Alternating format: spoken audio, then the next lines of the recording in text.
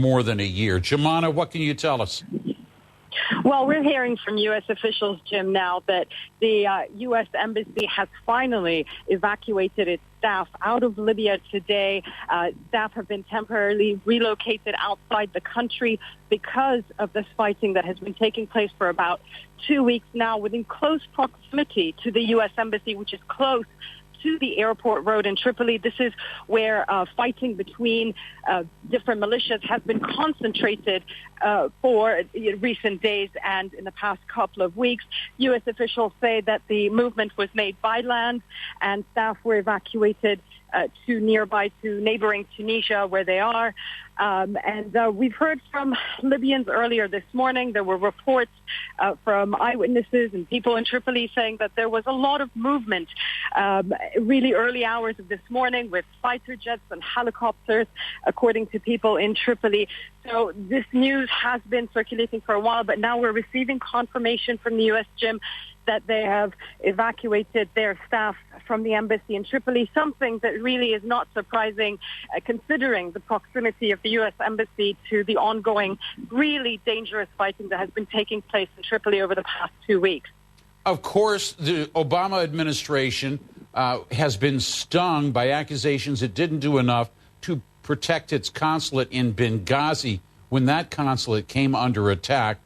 Although this has been talked about for some time, the fact that it took place under secrecy, heavy security, as you say, helicopters, and even fighter jets, perhaps an indication now that as they make the announcement that it's already a done deed, the Americans are all out safely.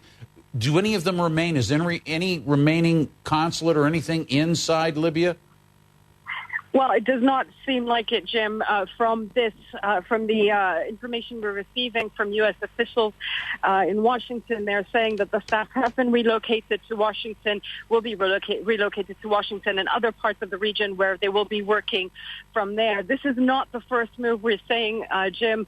The United Nations just last week evacuated all of its staff, international staff, from Libya due to this ongoing fighting. Turkey has closed down its mission and asked its citizens to leave too. Just 2 months ago, the U.S. also advised all U.S. citizens in Libya to immediately leave. Really, the situation, Jim, there has become really, really critical, very dangerous. The kind of fighting that we have been seeing taking place in Libya since that assault on Tripoli International Airport began by this umbrella group of various militias that have attacked the airport to try and take it over from another militia 2 weeks ago has been very serious. We have seen the use of all sorts of heavy weapons, including Grad rockets, according to residents in areas surrounding the airport. And fighting did seem to spread also to parts of southern and western Tripoli too. Really alarming, because this is the worst kind of fighting we have seen in Tripoli since the revolution in 2011. And that has been going on nonstop for the past 2 weeks, Jim. Briefly, if I could ask you, Jumana, with your insights and experience there on the ground, does it appear that there are outside forces that are pushing this battle, or is this something purely internal, and because there are so many weapons that are there in Libya, it has turned into this kind of battle between the heavy weapons of one side against those of another? Absolutely, Jim. Basically, what we are seeing is a power struggle. These militias that are currently fighting in Tripoli, this is a battle that has been in the making for a very long time now. These are some of the most powerful, most heavily armed militias in the country, and they have been fighting for power, really, behind the scenes. They're affiliated, loosely affiliated with the main political groupings in the country.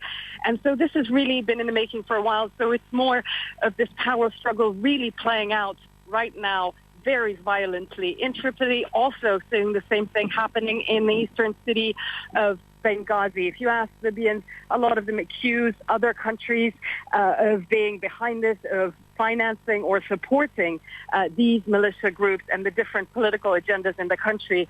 But simply put, Jim, it is a power struggle between very heavily armed militias. Jumana Karachi, I want to thank you very much